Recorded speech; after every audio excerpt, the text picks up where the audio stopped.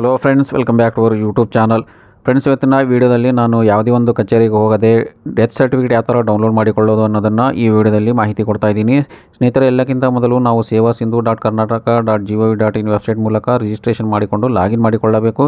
ನಂತರ apply for services ಮೇಲೆ click ಮಾಡಿ ವ್ಯೂ ಆಲ್ ಅವೈಲೇಬಲ್ ಸರ್ವಿಸಸ್ ಮೇಲೆ ಕ್ಲಿಕ್ ಮಾಡಿದ ನಂತರ ಇಲ್ಲಿ ಸರ್ಚ್ ಬಾಕ್ಸಿನಲ್ಲಿ ಡೆತ್ ಅಂತ ನೀವು ಟೈಪ್ ಮಾಡಿ ಸರ್ಚ್ ಮಾಡಿಕೊಳ್ಳಿ. ಇಲ್ಲಿ 4ನೇ ಆಪ್ಷನ್ ನೋಡಿ, ಅಪ್ಲಿಕೇಶನ್ ಫಾರ್ ಡೆತ್ ಸರ್ಟಿಫಿಕೇಟ್ ಅಂತ ನಿಮಗೆ ಕಾಣಿಸುತ್ತೆ.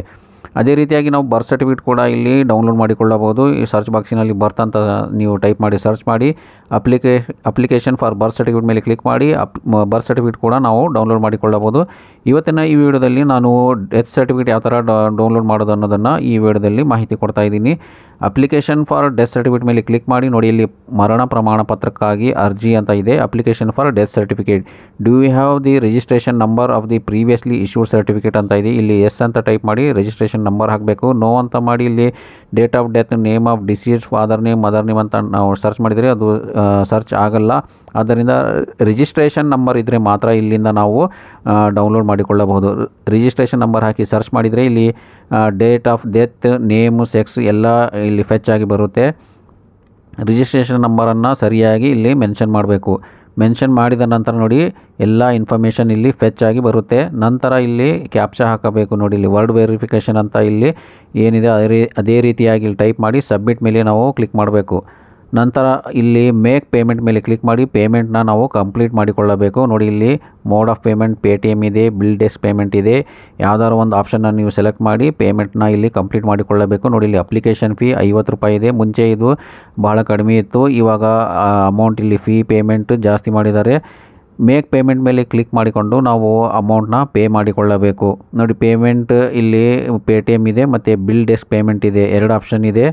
2 ಆಪ್ಷನಲ್ಲಿ ಯಾವುದಾದ್ರು ಒಂದು ಆಪ್ಷನ್ ಮೂಲಕ ನೀವು ಆನ್ಲೈನ್ ಮೂಲಕ ಇಲ್ಲಿ ಪೇಮೆಂಟ್ ಕಂಪ್ಲೀಟ್ ಮಾಡಿಕೊಳ್ಳಿ. ಸ್ಕ್ಯಾನರ್ ಬರುತ್ತೆ, ನಿಮ್ಮ ಫೋನ್ಪೇ, ಗೂಗಲ್ ಪೇಯಿಂದ ನೀವು ಇದನ್ನು ಸ್ಕ್ಯಾನ್ ಮಾಡಿ ಪೇಮೆಂಟ್ನ ಕಂಪ್ಲೀಟ್ ಮಾಡಿಕೊಳ್ಳಿ. ನೋಡಿ ಇಲ್ಲಿ ಸ್ಕ್ಯಾನರ್ ಇದೆ, ಸ್ಕ್ಯಾನರ್ ಮೂಲಕನೂ ನೀವು ಪೇಮೆಂಟ್ ಮಾಡ್ಬೋದು. ಮೋರ್ ಪೇಮೆಂಟ್ ಆಪ್ಷನ್ ಮೇಲೆ ಕ್ಲಿಕ್ ಮಾಡಿ ಅದು ಕೂಡ ನೀವು ಮಾಡಿಕೊಳ್ಳಬಹುದು. ಲಾಗೌಟ್ ಆದ ನಂತರ ಮತ್ತೊಮ್ಮೆ ಇಲ್ಲಿ ಲಾಗಿನ್ ಮಾಡಿಕೊಳ್ಳಿ. ನೋಡಿ ಲಾಗಿನ್ ಆದ ಬಳಿಕ ಇಲ್ಲಿ ಅಪ್ಲಿಕೇಶನ್ ID ಡ್ರಾಫ್ಟ್ ಕಾಪಿ ಬಂದಿದೆ, ಇದ್ರ ಮೇಲೆ ಕ್ಲಿಕ್ ಮಾಡಿ. ನೋಡಿ your application is in process, please try after ಇಲ್ಲಿ ಟೈಮ್ ಕೊಟ್ಟಿದ್ದಾರೆ. ಆ ಟೈಮ್ ಆದ ಬಳಿಕ ಮಾತ್ರ ಇಲ್ಲಿ ಡೌನ್ಲೋಡ್ ಆಗುತ್ತೆ. ಅದಕ್ಕಿಂತ ಮುಂಚೆ ಇದು ಅಂಡರ್ ಪ್ರೋಸೆಸ್ ಇರುತ್ತೆ. ಆದ್ದರಿಂದ ನೀವು ಸ್ವಲ್ಪ ವೇಟ್ ಮಾಡಬೇಕು, ಹಾಫ್ ಆನ್ ಅವರ್ ವೇಟ್ ಮಾಡಬೇಕು.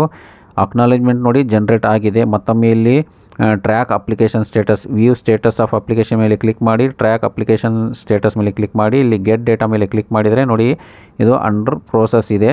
ಒಂದು ಹಾಫ್ ಆನ್ ಅವರ್ ನೀವು ವೇಟ್ ಮಾಡಬೇಕು.